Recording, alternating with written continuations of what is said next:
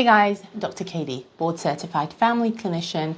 On this channel, we do all things to do with fertility medicine, women's health, and pregnancy related matters. Today's video, or rather this year, what I've decided I'm going to do, some of you who have been following me for some time will know that this channel is all about giving you all the information that you need on your journey to trying to fall pregnant, wherever you may be at with that journey. I felt that it was time to revamp and considering doing certain things differently. And along the day-to-day running of my practice, I come across amazing patients who are not just amazing because of their character and the spirit that they bring into my consultation room, but amazing because their stories are unique, and I felt that I needed to bring some of these stories on this platform in order to be able to encourage a woman out there or even a man out there who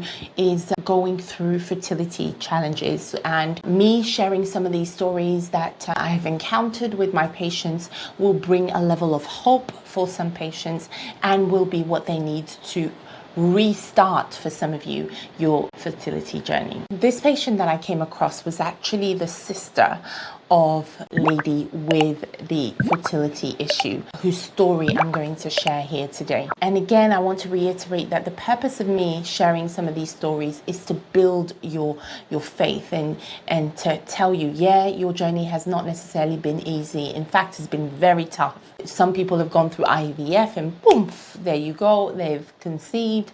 Or some people have put in practice some of the things that you mention on your channel, Dr. Katie, and it's been very easy for them. They've conceived without a problem. But for you or for someone that you know and you love, it's been a challenging time. Hear this story out. So the sister of this patient that I was seeing had been wanting to conceive for some time, and in her own right, she went through her journey. She also and thankfully she eventually did conceive, but the year before she conceived, she was diagnosed with a melanoma. So for some of you who don't know what a melanoma is, it's a type of skin cancer, but it's quite a severe type of skin cancer. It was quite minute, it was quite small. Thankfully, she went for her routine skin check and it was found that she had a melanoma. The great thing about skin cancers, very often when you catch them early, the prognosis and the outcome is very, very good, as long as it hasn't started to spread or, cancerous cells are found in the localized lymph nodes. So the cancer was found, it was resected, and that means that it was cut out. But at that time, when the cancer cells were cut out, she came back and saw her doctor for the results, and it was said that, the margins are clear.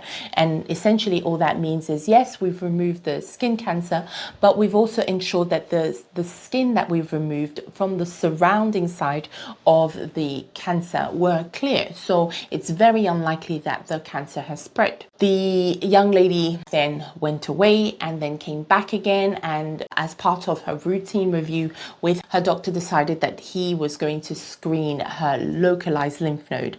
Now, I must mention that this cancer was found on her right thigh. So when she came back to see her doctor did some screening and looked at the localized lymph nodes, and that would be the lymph nodes that are within the right groin area. Sadly, it was found that the cancer had also spread to affect the lymph nodes. No big deal, that's still something that's manageable, and the doctor was very easily able to, get the treatment going, and the treatment included removing the right groin lymph nodes so that it doesn't get the chance of spreading to other lymph nodes. So those lymph nodes were removed so that they don't spread to affect other lymph nodes and then therefore affect other organs of the body. About a year or just under a year, she fell pregnant. So that was done. Now, remember, this lady was keen on getting pregnant. She eventually fell pregnant, and in her mid-30s, it was happening for her. 6 months down the line, everything was going well. She started feeling a lump. Oh, panic. Understandably, she went back to see her skin cancer doctor, and lo and behold, the cancer had come back. So the dilemma became the fact that she was 6 months pregnant with a pregnancy that was progressing quite well. And remember, she wanted to have a baby. This baby was desired, but the cancer has come back and she's now 6 months pregnant. The very, very difficult part of the story is that this young lady was diagnosed with a melanoma at the same time that her father also had a terminal cancer. Sadly, her father passed away very early on in her pregnancy, and both herself and her family were grieving the loss of her father, but yet had something to rejoice about because there was a baby on the way. Now, fast forward 6 months later, she is now found to have this cancer that has reoccurred in the groin area, despite the fact that the skin cancer itself had been removed. The obstetricians were very quickly contacted, and the baby was still considered rather premature at only 6 months. So the obstetrician, which is the doctor that looks after who looked after her pregnancy, liaised and worked together with the skin cancer doctor, the dermatologist, to find out if there was any way of ensuring that we could hold on, we could keep the baby in the womb for some time before, treatment was needed to be started. By the time the cancer came back and it was felt in her groin, and at this time she was 6 months pregnant, the cancer had already progressed to her bones. Yeah. So after that discussion between the dermatologist and the obstetrician, it was agreed that they would allow the baby to remain in the womb for an additional month, I believe. That month came and went, and sadly, by that time, the cancer was not only in her bone, but a month later, it had spread to her spleen. Therefore, that means that it was a very aggressive cancer. The baby was delivered and placed in ICU, born at 7 months. And immediately after delivering her baby, she had to go for chemotherapy. And she's not able to do the motherly things that she wanted to do, like breastfeed or suckle her baby. The joy of having that baby, as real as it is, dampened down by the fact that she now has a very serious medical condition that she has to address. And because the cancer has spread, there is also the fear that she may not be alive around for too much longer. I really wanted to share that story for someone out there, for a lady out there, a couple out there whose yearning is towards having a baby. All you both have ever wanted, or all you have ever wanted as a woman, is to finally be able to suckle the baby, be able to breastfeed, be able to change nappies, all of that great stuff that comes with being a mother. And you've been trying for many years, and it's tough because it just is not happening. You are seeing everybody else, it's happening for everyone else but you. And you just wonder why, God. In fact, you are tempted to be resentful towards God because he's just not come through.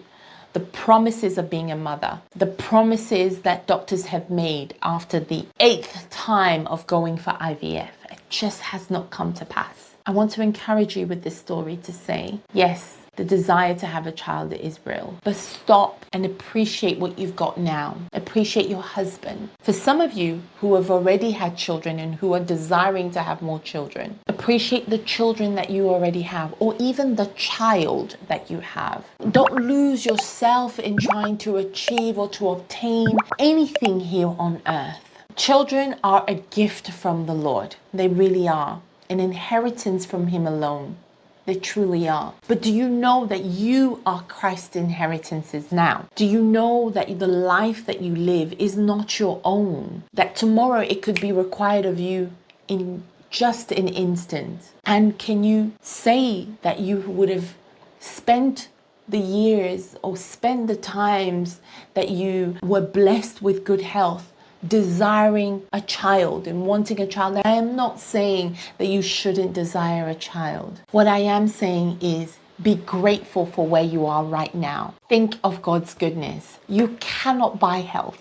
Thankfully, this lady is in a developed country and she will get all the care that she deserves and needs. But how many of us know that despite all of the excellent care that she will receive, it is God who decides whether or not she will make it. And I pray, it is my heart's desire that she does eventually make it. I want to tell you, awesome man, stop and appreciate where you are at. Stop and be grateful for the years of good health, for all the things that you already have. For tomorrow, the Bible says, will take care of itself. Don't lose yourself whilst you're trying to get whatever it is that is the next level for you. I'm truly hoping and praying that this fertility story has encouraged you. Do not lose hope. God is able to give you all that you could ever ask or think. Ask and it will be given to you. Seek and you will find. But as you do so, seek first the kingdom of God, and all of these things will be added on to you. Mind you, remember, God is a jealous God. He will never want your desire for a child or children to supersede your desire for Him. Because when all of your mind is wrapped around having the child, even when you do have those children, there will still be issues and things that you have to resolve as it relates to that child. It's not, oof, I've had a child, that's it, all of my troubles, all of my worries are done with. It's not that way. So I hope that this story is encouraging. I hope this story makes you grateful for where it is that you are at. I look forward to seeing you in our next video. And as always, take care and we will see you later.